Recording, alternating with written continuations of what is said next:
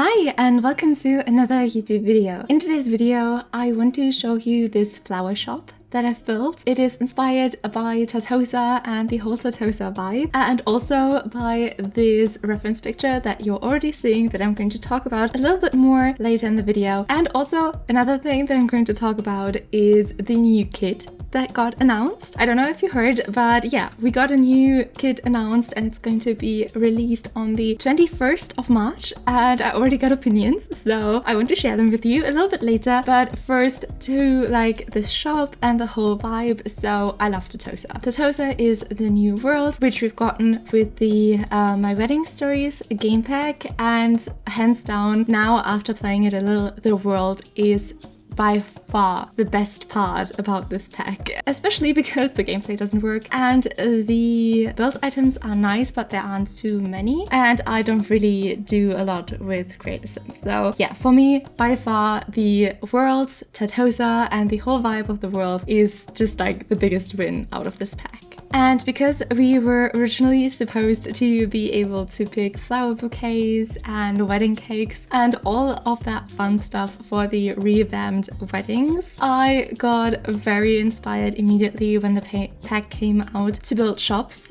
First of all, because I've never built shops before, and it's always fun as a builder to challenge yourself with new kinds of builds in The Sims. And so specifically, I wanted to build a wedding cake bakery. The video that I did on that is already out, and I can link that in the description. And second of all, I wanted to build a flower shop in Tartosa that showcases all of the flower bouquets that you can pick from, but also all of the other beautiful flowers that we've got in The Sims. And so I was on my journey through Pinterest searching for inspiration pictures, and on that inspiration journey I came across a wonderful artist called Angela Howe Art.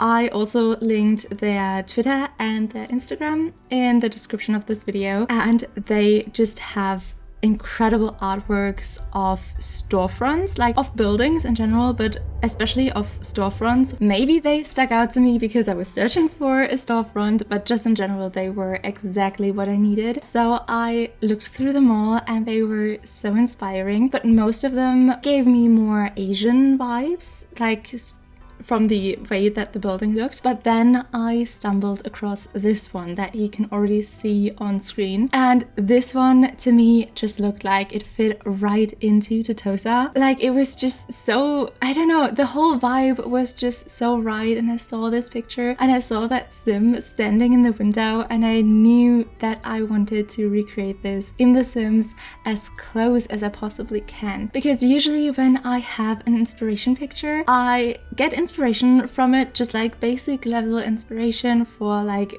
what I want to do, but then I usually diverge pretty far from the original picture and just like I get the vibe from my inspiration picture and then I just do what looks best in The Sims. But with this one I didn't do that. With this one I really wanted to stick as close and exact to the reference picture as I possibly could. So that was the journey that I went on, and that was what I set out to do. Of course there were some limitations and some additions on my part, but in general I tried.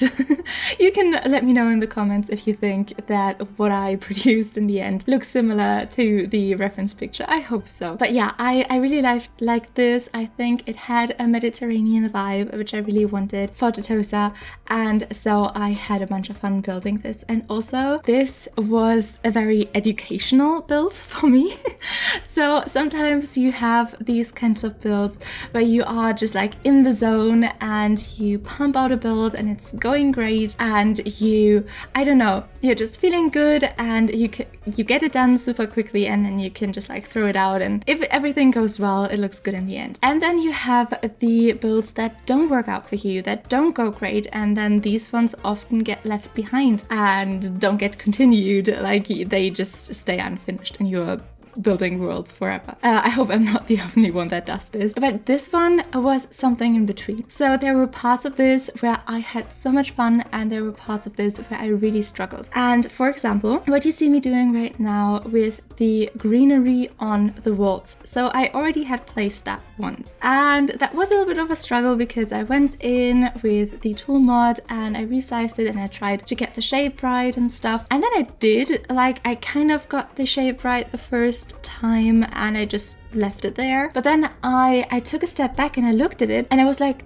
I liked it better before. I liked it better without the greenery, and that just wasn't right because when I took away the greenery, it looked like something was missing. So what I gathered from that was that it's not that the greenery itself looks bad, but the way that I executed the wall plant, the greenery that grows on the walls, the way that I executed it wasn't good enough. Because I don't have a lot of time in my day-to-day life, I really value my time, but when it comes to creative work like art and building, that often leads to problems because I value my time, and so if I spend time doing something, I have a very hard time deleting my work. But I recently watched a lot of videos from GoodTimeswithScar, who is an incredible Minecraft YouTuber. A lot of you probably know Scar because of Hermitcraft and stuff. If you like Minecraft, you probably know Scar. But yeah, one thing that he does really, really well is with his build, he often does organic builds, and then he always takes a step back, looks at it, and sees if it feels right, if it looks right, if he likes it. And if he doesn't like it, he has no problem with going through the whole work of deleting the build that he did that looked great probably to most people in the world. But if he isn't happy with it, he goes on, deletes it all, and rebuilds it. I was watching a lot of his videos while I was building this, and I took a lot of inspiration from that because I just went on and I deleted the wall plans and I redid them, and I liked them so much better the second time. I can't even pinpoint what I did differently the second time, but it just looked and felt better to me just because I had done it once before maybe, and I was able to learn from that experience. And the same thing, you didn't see it in the footage, but when it comes to the store itself where you can buy all of the flowers, I went through the exact same process there. I decorated the entire storefront once, and it was so much work. I placed hundreds of flowers, and then I just sat there and I looked at it in the end and I didn't like it, and that was so disheartening because I was on a little bit of a time crunch and I really wanted to get it out, but I just wasn't motivated to continue working on it and build the apartment on the upper floors because I just didn't like how the actual store turned out. And at first that made me sad, and I just left the build lying there for a day and just couldn't motivate myself to continue and finish this, even though there was not that much work left to do. But then, because I already had the good experience with deleting it and redoing it from the landscaping and greenery on the outside, I thought, hey, let me just learn from that and do the same thing again. So even though I had placed hundreds of flowers, I went through and I deleted everything except for the one table that you saw me doing in fast mode in the beginning of the interior work. But other than that, I deleted everything and I just redid it, and I liked it again so much better the second time. And I didn't know that the lesson that this build was trying to teach me would be so clear, but it absolutely was, and I'm so thankful for it, because if I would have just had the easiest time with building this, I wouldn't have learned this. I would still be scared to delete stuff that I worked hard on, or maybe not scared, but at least hesitant to delete something that I put time into, because if I put time into something, it has value for me in some sort of way. But yeah, it just felt very good and it felt liberating. So if you're in that sense similar to me, try doing this. I know it isn't easy, and maybe it is for you too, or maybe you don't have a problem with deleting your work, but if you do, just take inspiration from this video and try to delete those parts of the build that make you dislike it and redo them, and I guarantee you you're going to like it better the second time. And now I need to go on and hurry up to talk a little bit about the Décor to the Max kit, because I already talked so much about this build and my process of building it. So yeah, I hope I have enough time to say everything that I want to say about it. But I think it looks intriguing. I'm not over the moon yet, but that is simply because this is not a style that I naturally gravitate towards. Like, this is a very much maximalist, it's loud, it's bold, and while I love this kind of style when I see someone else do it and they do it good and they do it right, and I think it's amazing, like, I'm like, good for you.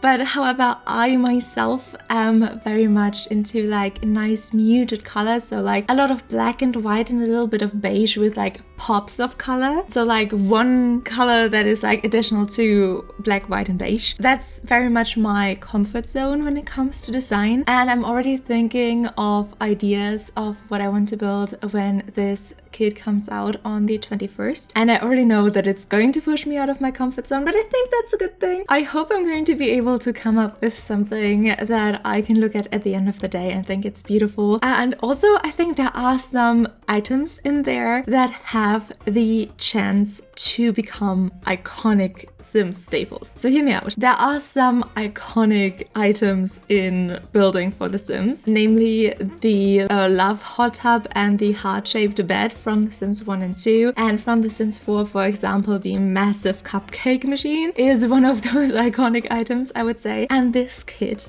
has this wormhole mirror, or I don't know how to describe it. It's like, I don't know if it's just a wall decoration or if it's a mirror, but it looks like this endless void with dots you can look into. I would love to show you, but I don't know if I'm allowed to show you because of course The Sims has the right to those pictures and stuff, and I don't think they've ever taken action against anyone, but I don't want to get in trouble. So, but I have linked the official Sims Twitter post and also Sims Communities post with some additional images about this new kit in the description, so you feel free to go into the description, click on those links and look at those pictures while I'm talking about this. But yeah, this wormhole wall decoration or mirror thing, I feel like it has the potential to become an iconic Sims 4 staple.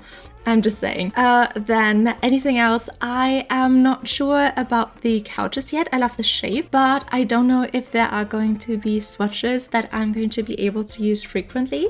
Since, as I said, I am not a courageous person in any sense, but especially not when it comes to design. Even though, oh, maybe, I don't know, I'm going to work on it. Maybe this kid is going to teach me some things. But yeah, that's like something that I'm worried about are the swatches, and I feel like such a boring person for saying this, but I just hope that we still are going to get some nice neutral or black and white swatches. But I also completely understand if we don't get them, because that kind of defeats the purpose of this kit. And another item that really stuck out to me was also a wall decoration, so like this collection of images that you can see in the background on all three of the images that I've looked at so far is absolutely gorgeous. I can totally see why they show it off so much. And also the couch table, I think, is beautiful, and I'm going to have lots of fun and I think lots of uses for this particular couch table, because this is a style that I've wanted for a couch table in a long time. And I think that's all that I can say about the Décor to the Max kit.